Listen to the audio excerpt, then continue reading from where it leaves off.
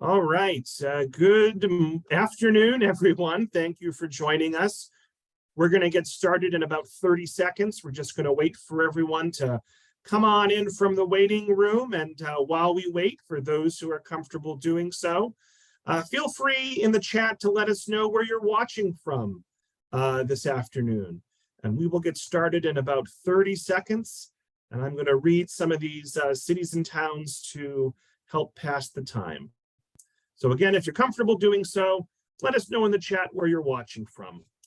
We have folks this afternoon from Greenfield, Sunderland, Waltham, Watertown, Amherst, Haverhill, Gloucester, Dracut, Hingham, Brewster. We have an out-of-stater, Lancaster, Pennsylvania. All right. Arlington, Northampton, Hingham, Palmer, Worthington, another East Hampton, Medford, Attleboro, Plymouth, Greenfield, New Bedford, Maynard, Brewster. Wonderful. Well, we're going to proceed with the program, but feel free to continue to type your cities and towns in the chat if you're comfortable doing so. All right, so my name is Robert Hayes. I'm the Community Outreach Librarian and Head of Technical Services at the Tewksbury Public Library. Want to thank we've got about 50 or so public libraries partnering with Tewksbury for this National Historic Site Series. And so we thank them all, including those that are participating today. A couple of logistical notes before we get started. We're in webinar mode, so Shawn and I cannot see or hear the audience. If you have a question for Shawn, please type it into the Q&A. If you have a comment for Shawn, please type it into the chat. We'll try to address as many comments and questions as we can at the end of the presentation. I anticipate Shawn speaking for roughly 40 minutes, and then we'll take roughly 15 minutes of audience questions. We're going to have to do a hard stop at 1 o'clock, okay? If there are any questions we don't get to, I will provide you with Shawn's email address, and you can email Shawn any additional questions. I'm going to give Shawn some homework. So you'll all receive an email from me later today with a link to this recording, a link to a feedback survey, and information about some other upcoming virtual programs that may be of interest. I have enabled the closed caption. Folks have the ability to turn that on or turn that off, whatever they so choose. All right, so let me get to the good stuff and introduce Shawn. So today's program is entitled Boston African American National Historic Site presents Exploring the Black Heritage Trail. So we're enjoying this virtual lunchtime lecture. The Black Heritage Trail showcases residencies and community buildings associated with a Black community that thrived on and near the north slope of Beacon Hill before, during, and after the American Civil War. Throughout that time, this community struggled and organized for equal rights and access to equal education. Community members championed the movement to abolish slavery and even housed freedom seekers on their journey along the Underground Railroad. And so today's program is led by National Park Ranger Shawn Quigley. So all 130 of us watching live and the hundreds that will watch on demand, let's give a big virtual round of applause to Shawn for joining us today. And Shawn, you can take it away. Thanks so much. Awesome. Well, thank you so much, Robert. And thank you everyone who's joining here virtually during your lunch hour. Really appreciate you taking the time. So as Robert said, I am a National Park Ranger working for, as you can see here, the National Parks of Boston. And the National Parks of Boston is really an umbrella term for three of the main national parks that are in the downtown area. So from left to right, you have Boston African American National Historic Site, which we'll definitely be diving into momentarily. In the middle, you have a photograph from Faneuil Hall, which is representative of Boston National Historical Park, which is a park that focuses on the events leading up to the American Revolution and Boston's role within those events, as well as the Charlestown Navy Yard and the Battle of Bunker Hill. And on the far right, you have an image from Spectacle Island, representing the Boston Harbor Islands National and State Park. Park, which makes up the 30+ islands in Boston Harbor, and a deep exploration of natural and cultural resources on those islands. But as Robert said, and as you are aware by the title, what we're going to be looking at today is a deep dive into Boston's African American community, and more specifically, what is known as the Black Heritage Trail. Now, the Black Heritage Trail is, as you can see by this map, it is off of the Freedom Trail, and it is a 90-minute walking tour that goes into the North Slope of Beacon Hill and explores the history of Boston's free African-American community that lived in that neighborhood, really from the late 1700s to the end of the American Civil War. Now, that community was relatively small. In fact, if you actually look at the 1860 census here in Massachusetts, you have roughly 2,200 African Americans living in Boston during that time period, which is only about 1.5% of the city's entire population. But that small size does not diminish importance, because this community was crucial and instrumental in leading a social revolution here in the United States. It was a revolution that was felt locally in the form of one of the United States' first true civil rights movements, as well as nationally in the fight against the institution of slavery. Now, these two stories really do come together as you explore that Black Heritage Trail walking tour, explore the stories of the men and women who lived in this neighborhood. So what we're going to do now over the next roughly 30 minutes is a bit more of a deep dive into some of the sites that you would see if you were to visit the trail. I'll go into a little bit more detail about how you can do that, as we get into the warmer months at the end of this presentation. So I want to begin this story at one of the first stops on the trail, which is known as the Phillips School. Now, this is a photograph of the building as it currently stands today. It is private residences, but had you been here in the 1800s, you would have seen a school. Now, this was an all-white school, and Boston schools during this time period were segregated.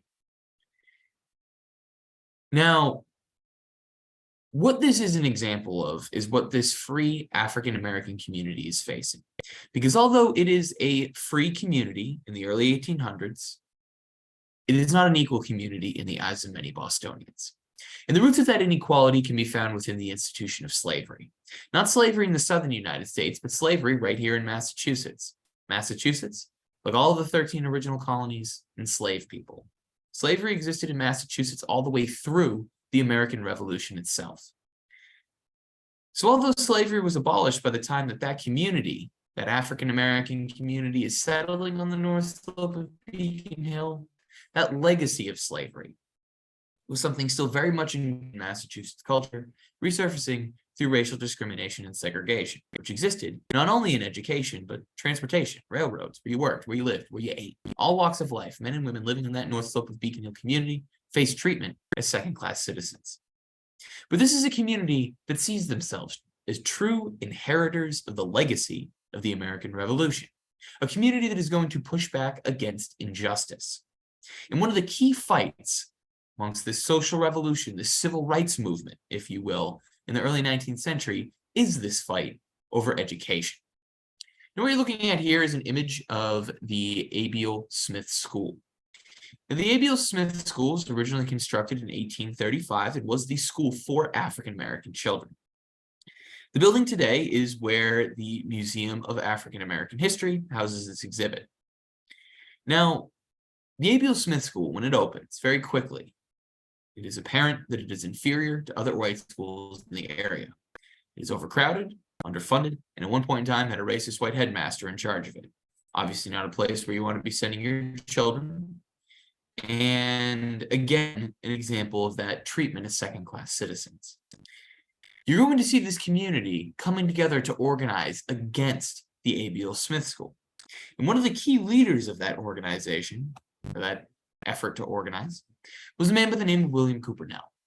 Now, William Coopernell, he grew up on this North Slope of Beacon Hill.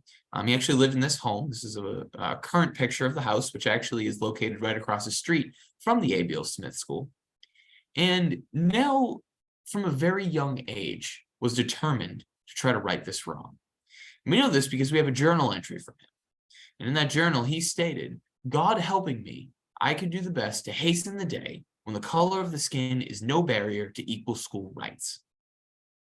Proved to be very prophetic words, because through Nell's activism, the community coming together, men and women, and through petitions, boycotts of the A.B.L. Smith School, talking to government officials, and above all else, truly persistent agitation, you actually see Massachusetts passing laws desegregating its public schools and in the legal segregation of its public schools in 1854. Major civil rights victory, but not all that this community is able to accomplish. Railroads were integrated in 1843. By the time Black men could vote, serve on juries, that was in 1860. And even laws that banned interracial marriage were overturned in 1843. These are major civil rights achievements. And it's only 1.5% of the city's entire population creating this change. But their activism was just not limited to fighting for civil rights. It very much extended into the fight against the institution of slavery. While you have this civil rights struggle going on in the 1830s, 40s, and 50s, you also have this community becoming home to freedom seekers. Major spot on the Underground Railroad, major stop on the Underground Railroad. In fact, this home that William Cooper Nell lived in was an Underground Railroad safe house. Because of the success of people escaping from the institution of slavery and coming to places like Boston, in 1850, at a major request of the slaveholding South, as a part of what is known as the Compromise of 1850, which allowed California to join the Union as a free state, the government passes the 1850 Fugitive Slave Law. Now, the Fugitive Slave Law allowed for United States Marshals to come into any northern state or territory and essentially kidnap people, re-enslaving them. What the law also stated was that if you were caught with a freedom seeker in your home, you spent 6 months in prison, and you paid a $1,000 fine. $1,000 in 1850 is roughly equivalent to about $35,000 in today's money. Obviously not a small fee. You also be deputized on the spot. What that meant is if you were walking around, say, Boston Common, minding your own business, and a federal marshal came up to you and said, I need you to help me apprehend this person, and you didn't do it, you could go to jail. The law naturally scares a lot of people within that Beacon Hill community. What it also does, as you can see here by this sign, or this broadside, I should say, that would have appeared throughout the neighborhood, it creates a much more militant attitude, a much more militant approach to resisting the institution of slavery. And no better embodiment of that militancy than two people by the name of Lewis and Harriet Hayden. Now, the Haydens were not born in Boston. They were born enslaved in Kentucky. They would escape enslavement with Harriet's young son, Joseph, make their way north. They settled in Canada, Detroit, but then eventually Boston. They moved to this home, which still stands today. It is a private residence. It's a stop on the Black Heritage Trail tour. And the Haydens turned this home into one of the most well-known Underground Railroad safe houses in the city. They harbored dozens, if not hundreds of people inside this home. And we know this not just through memoirs, recollections, 30 years later, hearsay, little snippets here and there. We actually know this through well-documented primary source evidence, which can allow us to rightfully claim that this home, this is a nickname it earned in the 19th century, was a temple of refuge. And an organization that really helped us and helps us study the Underground Railroad in Boston today is a group called the Boston Vigilance Committee. Now, what you're looking at here is actually a page from their account book, which is interesting because this is an organization that you can think of as sort of like a financial backbone of the Underground Railroad in Boston, reimbursing people for harboring individuals inside their home. I don't really know why they did this, but they kept meticulous financial records, names, dates, addresses, and it really helps us paint a good picture of what the Underground Railroad would have looked like in this city. And through this, you see Lewis Hayden's name appearing again and again. Now, with all the people that the Haydens are harboring, it makes sense and it's fitting that you're going to have a lot of really powerful and inspiring stories. One I always like to share is a story, two people named William and Ellen Craft. And William and Ellen Craft, they were enslaved in Macon, Georgia, very far away from Boston or, a free state for that matter. When they determined that it was time to escape, they did so in a very unique way. Ellen Craft was very light-skinned and could actually pass as white. So when they determined it was time to escape, Ellen Craft cut her hair, dressed herself up in men's clothing, as you can see by this image here, and pretended to be the sick white slave master of her husband, William. And rather than utilizing the Underground Railroad, William and Ellen Craft purchased train tickets, got on a train, and took that train north to freedom. Obviously, a very bold move. In order to pull that off, some serious precautions had to be taken. Ellen Craft, as you can see here, had her arm in a sling. She did not know how to read and write. She was pretending to be a white man. She'd likely know how to write, so by putting her arm in a sling, she didn't have to sign any documentation proving who she was. Doesn't show it here in this image, but they also put bandages around her face, hiding her lack of beard, and again, as a young African-American woman portraying a white man, the less she spoke, the better off she'd be. They make it north, and they actually come to Boston. They stay at this home, the Haydens. They join anti-slavery lecture circuits. They go around and they start telling their story. And as you can imagine, this has the makings of this great Hollywood drama, right? And the story spreads further south, where their former enslavers here where they're staying.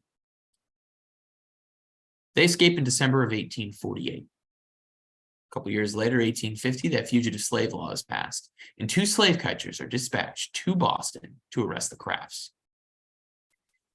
The story may have grown over time, but as some tell it, one night, slave catchers appear at this front door, walk up those steps, start pounding on that door, yelling for Lewis Hayden to release the Crafts. Hayden calmly answers the door. Some say lit torch, some say candle, but regardless, he tells the slave catchers very calmly that if you want to take one more step towards my home, you can, but I will drop this lit torch. Doesn't seem like a big deal with the house being made of brick, but when he opens the door a little bit wider, he reveals that he actually has multiple cakes of gunpowder sitting by his front steps, quite literally willing to blow up half the block to ensure that these slave catchers are not successful. Now, obviously, that does not happen. The slave catchers are chased away. William and Ellen Craft are able to escape. They will go to England, where they stay until the end of the American Civil War. Afterwards, they come back to the United States when slavery's been abolished. They write their memoirs, running 1,000 miles to freedom. And they actually opened a school to teach newly freed men, women, and children what they themselves had been denied in their youth. And that's thanks to the Haydens. That's thanks to that organization here in Boston, this North Slope of Beacon Hill community. But their activism was not just limited to preventing people from being arrested. It extended to when people were actually arrested, which was the case in February of 1851, the arrest of Shadrach Minkins. Shadrach Minkins was a freedom seeker who escaped from Virginia, stowed away on a ship, made his way to Boston, was working at a coffee shop when former enslavers heard where he was staying, came to that coffee shop, actually sat down, ordered coffee from him, were able to identify him, and then arrested him. Brought him to this courthouse, which no longer stands today, but is located roughly by Government Center. Shadrach is going to be returned to the institution of slavery, not a doubt in his mind. However, abolitionists, Lewis Hayden leading the way, heard about this, will march down to that courthouse, and in broad daylight, they break inside, overpower the guards, grab Shadrach Minkins, physically spring him from prison, carry him down to that Beacon Hill neighborhood, where he stays in Lewis Hayden's neighbor's attic for a couple of hours until Hayden is able to get a carriage. Once he gets that carriage, put Shadrach in it, get him out of town. 5 days later, he's in Montreal, Canada, a free man. He would remain free for the rest of his life. Now, this happened in broad daylight. People saw this, and others were actually arrested, including Lewis Hayden. What you're looking at here is actually an indictment for Lewis Hayden's arrest. But it was during his trial, it was a hung jury, mistrial. Not a single person would end up going to jail for the rescue of Shadrach Minkins. Now, the federal government, with the passage of the Fugitive Slave Law, wants to make an example out of Boston. They want to enforce this law. And they get their chance 3 years later in 1854, the arrest of Anthony Burns. Burns, similar to Shadrach, stowed away on a ship, made his way north from Virginia. Working in Boston, he is identified and arrested, brought to that same courthouse. As you can see on the left here, there's a broadside that would have appeared all throughout the city calling for a meeting at Faneuil Hall. 5,000 people are estimated to have shown up at this meeting to try to pack inside to hear what is going to happen to Burns. There were several, though, who were not there, who was Hayden in tow. And they decided that rather than speak out against the arrest of Anthony Burns, they were going to take action. And in fact, this meeting at Faneuil Hall dissolved into chaos when word came that the courthouse was under attack. Abolitionists had armed themselves with axes, brickbats, and a large piece of wood to use as a makeshift battering ram. They go up to the door, they start pounding on it, trying to break inside. They're able to breach the door. When they get in, though, there are dozens of marshals waiting for them. The marshals and the abolitionists engage in a melee. Bricks are thrown, glass is shattering, clubs are being swung, a shot is fired, and a federal marshal by the name of James Batchelder is actually killed. And while all this is going on, a federal marshal named Watson Freeman sends a telegraph to the President of the United States, Franklin Pierce, explaining what has just transpired in Boston. Pierce essentially responds, do whatever you have to do to uphold the law. So now hundreds of soldiers, federal soldiers, Marines from the Charlestown Navy Yard are dispatched to this courthouse. It's surrounded, martial law is put in place. Anthony Burns is not going to be rescued. June 2nd, Friday morning, 1854, Anthony Burns is marched out of that courthouse, surrounded by hundreds of armed federal soldiers. But while there are hundreds of soldiers, there's an estimated 50,000 people in the streets protesting. Now, put that number in context. The population of Boston at the time period is about 110,000. Obviously, not everyone at this protest is going to be from the city, but still, numerically, half of Boston's population turned out to line this half-mile stretch of State Street on a Friday morning to protest the return of a 20-year-old man back to the institution of slavery. To give you a better visual, on the right is a photograph of State Street. I took it a couple of years ago. On the left, a sketch of this return, the rendition of Anthony Burns. Now, Burns is in the middle there. You can see him, top hat on here. Soldiers lining the streets, protesters on the roofs. Back here, again, hard to see, but it's actually a cannon that is being towed. It's estimated to cost the taxpayers $40,000 in 1854 to return one man to the institution of slavery. This is going to have consequences, not only in Boston, but for Burns himself. Bostonians do not forget about Burns when he is sent back to Virginia. A minister by the name of Leonard Grimes is actually able to spearhead an effort to have Anthony Burns' freedom purchased, which he does successfully about a year later. You also have Massachusetts passing what were known as very strict or stringent personal liberty laws, which were put in place in the aftermath of Burns to prevent enforcement of the Fugitive Slave Law in the state. Not a single person would be returned to the institution of slavery under the Fugitive Slave Law out of Massachusetts after Anthony Burns. It's a flashpoint moment, one that changes minds. But it could not have happened without the efforts of the men and women on the North Slope of Beacon Hill community. And that community, maybe, again, not very large, but very powerful. The center of that community, the African Meeting House. And the African Meeting House is considered by historians to be the oldest still standing African Baptist church in the country today. It's been in the same location since 1806. It's a more modern image of it. It's currently owned by the Museum of African American History. You can visit it, see the beautifully restored interior, the interior restored to as it looked in 1855.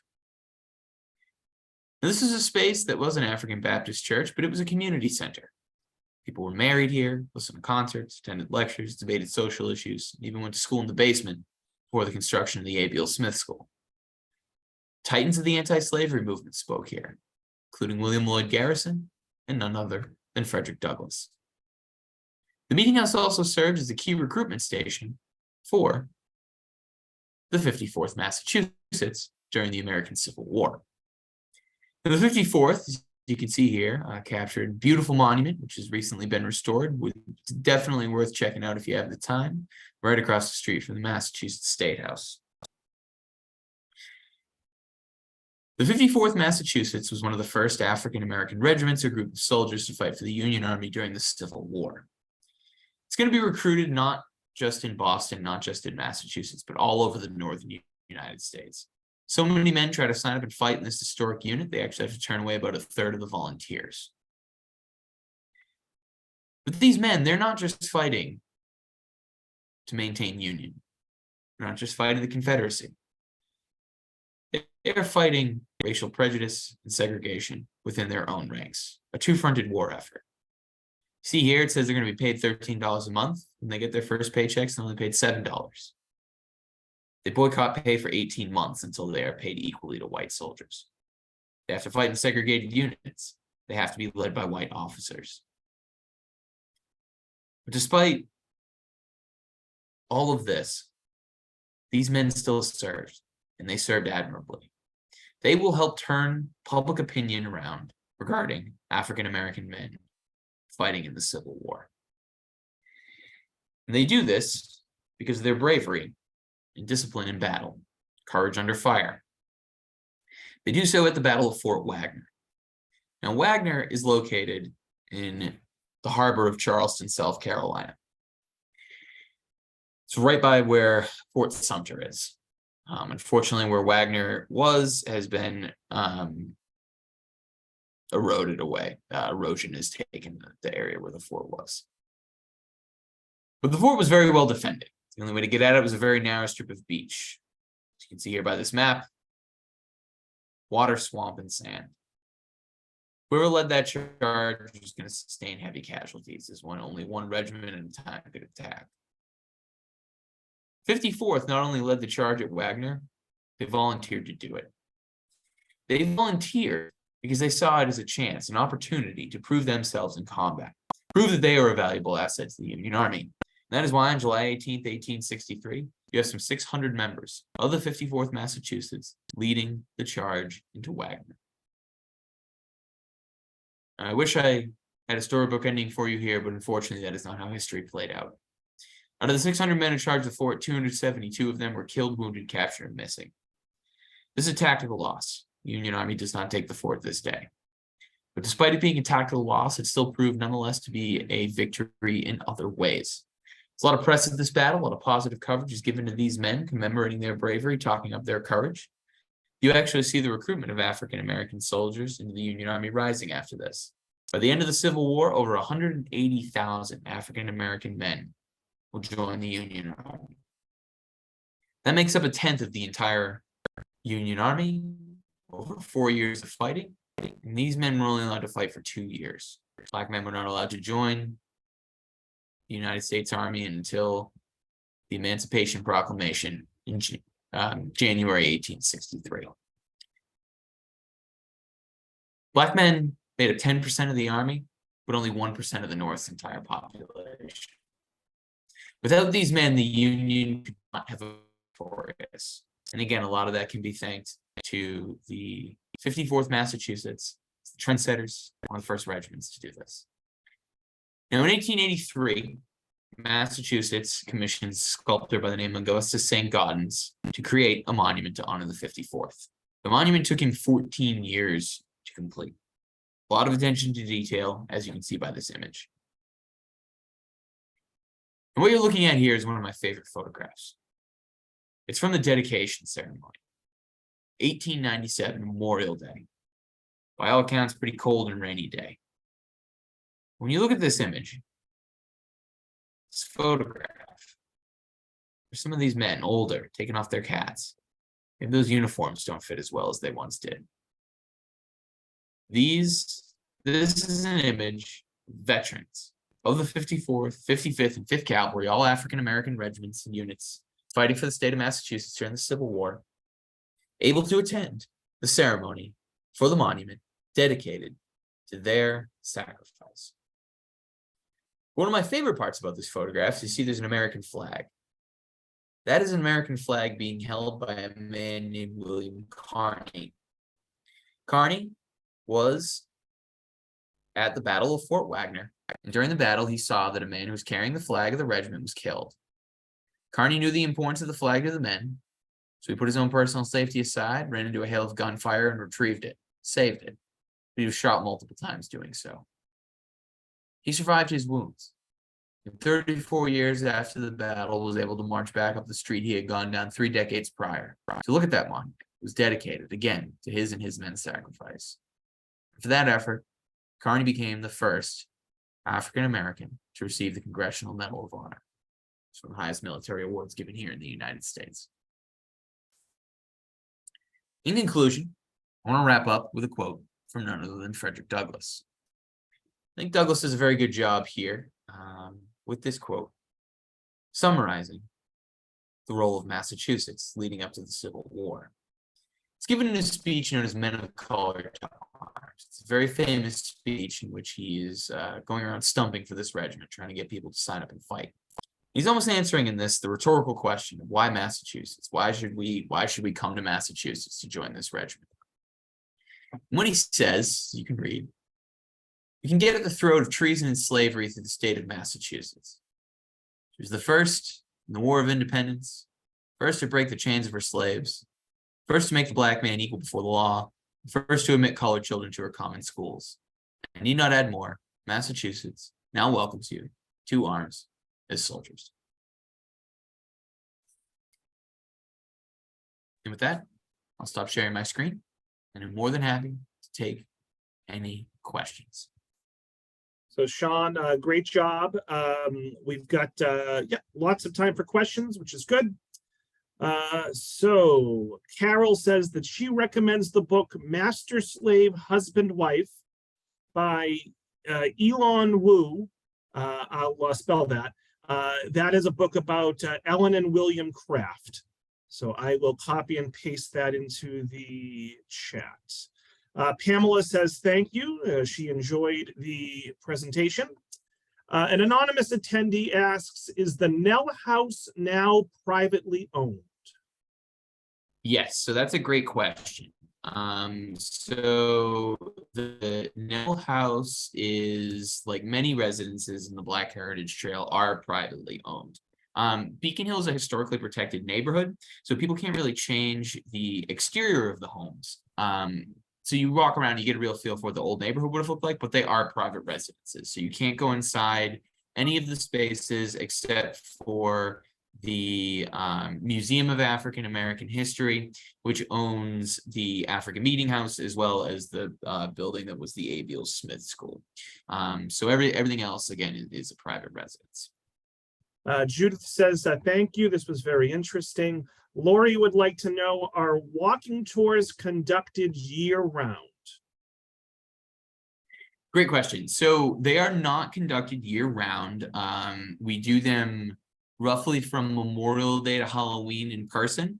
But what we do have is, over the last year, the National Park Service has a free app for your smartphone, and we have created a couple different audio tours. So we have a free audio tour of the Black Heritage Trail. We have an audio tour that explores Underground Railroad safe houses and sites in Boston. And then we also have an audio tour for the Freedom Trail, and a couple audio tours that are specific with the Freedom Trail as well. For those who are interested too, I did want to drop in the chat. We did create during the pandemic a part of our website strictly dedicated to Underground Railroad activity and resources. So this has a couple different interactive features, including a map that highlights sites directly related to the Underground Railroad, detailed story maps that explore journeys of freedom seekers, and then a couple videos and specific articles on people and organizations. So if you're interested in Underground Railroad resources, that's a great part of our website to check out. Yeah, that's great, Shawn. I'll make sure to include that link in the follow-up email. Amy says, wonderful presentation. Thanks so much. Ron says, great job. I knew little of this, so thank you so much. I think you answered Pamela's question about the app for the walking tour. Gwendolyn wants to know, how do you go about scheduling a walking tour? Great question. Yeah, so we haven't put it up yet, but our walking tours are available for they're free, and we get that you can book them through our website on an Eventbrite page. That is not live yet. We haven't totally ironed out exactly what the schedule is looking like. We're still in the middle of our seasonal hiring, but we will have those up probably by next month. So they are free. Right now, at least we'll be running Wednesday through Sunday, likely at 10 o'clock and 1 o'clock are the public tours. Our website also has contact information. If you're interested, if you have a larger group, I'm going to put this in the chat, which is our general inbox that you can email as well. Excellent. Lots of questions. Let me jump back to the questions. And Shawn, when you type something into the chat, if you could make sure. Yeah, I did hosting panels. Yeah. Yeah, if you could just make sure it's to everyone. You got that. And not just that panelists. Right, yeah. Sorry about that. No problem. So Evan and Nancy have similar questions. Where are the photos of the documents presented to view? Yeah, it's a great question. So they're in a couple different places. If you're looking specifically for the Boston Vigilance Committee, I can pull that up for you. It's there's a really great website called archive.org that houses a lot of these documents that we use, which is pretty great. But let me see if I can find it. But yeah, so that you can find again on archive.org. And as we can go through questions, I will also pull up where that came from. Sure. Martha asks, are there any descendants of the 54th living in the Boston area and or involved in the Heritage Trail? Yeah, so there are a couple. When we did the rededication of the Shaw Memorial recently, in June of last year, there was a list of some descendants that did come, not necessarily living on Beacon Hill or anything like that, but it is not a very large, but the people who are, that know they are descendants are very proud of that fact and are, involved in maintaining and sharing the history. An anonymous attendee wants to know how many sites are on the trail. Great question. I think total there are 12. And then there's like pockets of stuff. So like there's Smith Court Residences, which is like several homes that are in there, but they're all kind of clumped together right in the neighborhood. Mm-hmm, mm-hmm. Gwendolyn says, thank you. Great job. Very informative. An anonymous attendee asks, what was the name of the first African-American who was the recipient of the Congressional Medal of Honor? Can you repeat that from before? William Carney. William Carney. So William Carney, he was likely someone who escaped from enslavement in Virginia and then made his way north and actually lived in New Bedford, which is where he signed up for the 54th Massachusetts. Yeah, as an aside, a couple of years ago, pre-COVID, the Tewksbury Library hosted an actor named Bruce Chester, who did a sort of a living history performance, a reenactment of Sergeant William Harvey Carney. Highly recommend Bruce as a performer. Let me see. Roderick says, to what uses is the meeting house put today? So how is the meeting house used today? So it's used for mostly his like guided tours of the building, but it also, people can use it for weddings, functions, school groups often will go to it. So it's a building that, for the most part is used for historical purposes, but does serve some of its, kind of original uses and functions, which is pretty great. So folks, we're going to start wrapping up. If you have any more questions or comments, now is the time. Jacqueline says, on the Vigilance Committee page that you showed, what was the column with money for? Great question. So the column with money was for reimbursements or payments paid out. So like, for example, let's say Lewis Hayden harbored people inside of his home. And provided them with a couple of train tickets to go out to Worcester to another anti-slavery community. The money that you see in the column on the far right side would be money that could be paid to Lewis Hayden, reimbursing him for buying those train tickets. Now, what you also do have in there, so there's like the reimbursing, and then there's also donations. A key solicitor of donations is a man named Austin Bierce, who would go around and collect money for this organization, and then that would be entered as a separate entry as well. So kind of the coming and going of the money, who was donating, who was doing the Underground Railroad activity, being reimbursed for it. So those are the kind of two main functions of the money column. And then here is a link to that account book, and I did send it to everyone this time.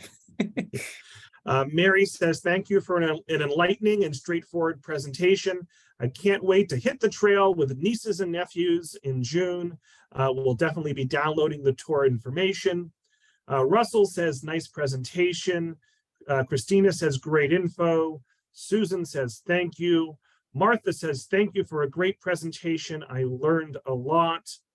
An anonymous attendee says, I did a free walking tour from the Boston Common covering part of this.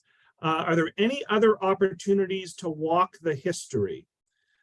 So maybe that's, so I'm not entirely sure what the attendee is referring to, but I guess in addition to your walking trails or guided tours, Shawn, are there any other entities doing what you're doing? Yeah, so I'd say, our partners, the Museum of African American History, specifically if you're interested in 19th century, abolition, anti-slavery, work, that's a really great place to go. They're open 6 days a week. You just have to book a ticket online, and when you get there, they get a guided tour, they get an exhibit, you get to go into the meeting house, and they're open year round. So that's the other key organization that I would look to. If you are interested, and I'll drop a link to their website in the chat. Okay, and then sort of a random question, but you used the phrase broadsides a couple of times. Is that just another name for signs and posters? Yeah, so it's like it's a 19th century term where it's like a broadside. You can kind of think of it as like if you walk around and see like a poster taped to a lamp post or a wall or something like that. That's what a broadside is. Gotcha. I'm familiar with the broadside of the barn phrase. So Christine says, let me see here. So Beth asks, how much time do you recommend someone should plan on devoting for the walking tour? 90. I would say if you're going to do it yourself, probably like an hour and 15 minutes. It's about a mile walking. It is up and over Beacon Hill. And each stop has, if you do the audio portion of it, has like 3 to 5 minutes of, an exploration of the site. So I'd say probably like an hour and 15 minutes. When we do a guided walking tour ourselves, we say 90.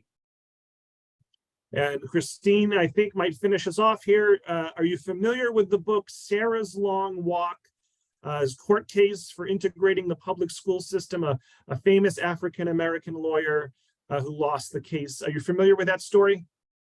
Yeah, so essentially, a 5-year-old girl named Sarah Roberts, who lived outside of the Beacon Hill neighborhood, had to walk past like 5 white schools to get to the Abiel Smith School.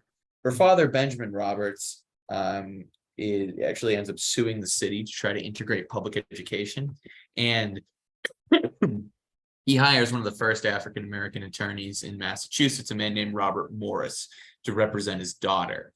Morris actually works with Charles Sumner, who is a senator from Massachusetts, abolitionist, and unfortunately most famously known for being beaten near to death on the Senate floor with a cane by Preston Brooks, representative from South Carolina. But they bring this case to court. They are not successful in the case, as the user pointed out. This took place in 1849. But the argument from the case, the foundation of it was actually used by Thurgood Marshall, nearly 100 years later in the Brown versus Board of Education case. Gotcha. All right, we managed to not stump Shawn. He had all the answers. So folks, let's give Shawn a big virtual round of applause. Folks, look for an email from me later today with a feedback survey and a link to this recording and information about some other upcoming virtual programs as part of this series. Shawn, did you have any last words for the audience before we wrap up? Nope. Feel free to look at our website if you're interested in any information, tours and that sort of thing. And again, thank you all very much for taking the time out of your day. Great. Well, thank you so much, Shawn, and thank you to all the libraries for partnering with Tewksbury. I will acknowledge all the libraries in the follow-up email I sent. So thank you all so much, and I hope everyone enjoys the rest of their day. Thanks again. Bye.